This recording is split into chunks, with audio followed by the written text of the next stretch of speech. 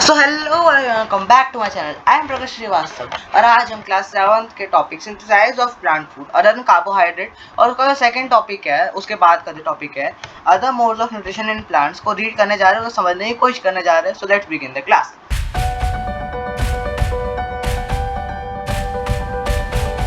You have just learned that plants synthesize carbohydrates through the process of photosynthesis. The carbohydrates are made up of carbon, hydrogen, and oxygen. These are used to synthesize other components of food, such as proteins and fats.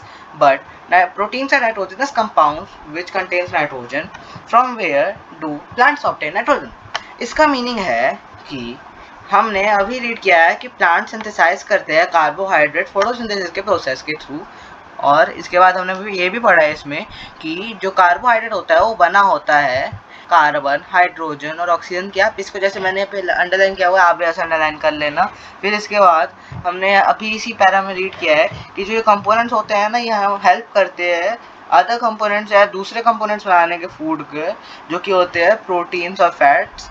और फिर इसमें question पूछा गया है कि जो protein होता है वो नाइट्रोजनस कंपाउंड होता है, मतलब होता है इसका कि उसमें नाइट्रोजन होता है, तो वो नाइट्रोजन ऑब्टेन कहाँ से करता है। फिर next paragraph.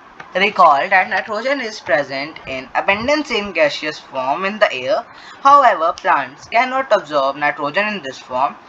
Soil has certain bacteria that converts gaseous nitrogen into usable form and release it into the soil. These soluble from there are absorbed by the plants along with water.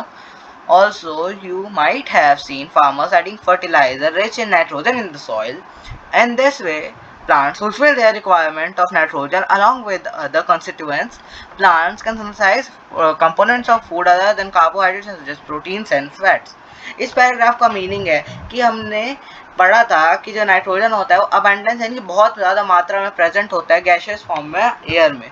और फिर उसके बाद यहाँ पे बताया गया हमारे को कि जो प्लांट्स होते हैं वो इस नाइट्रोजन को डायरेक्टली नहीं ले सकते एटमॉस्फेयर से, तभी कुछ बैक्टीरियाज होते हैं सॉइल में जो कन्वर्ट करते हैं इस एटमॉस्फेरिक नाइट्रोजन को इनटू कंपाउंड्स ऑफ नाइट्रोजन, जो कि प्लांट्स यूज कर सकते हैं along with water and nitrogen.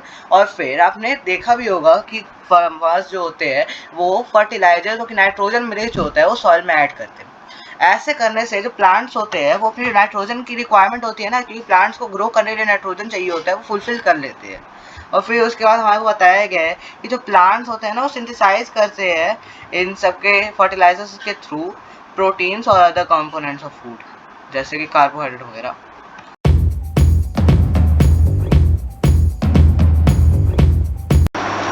So thanks for watching my video.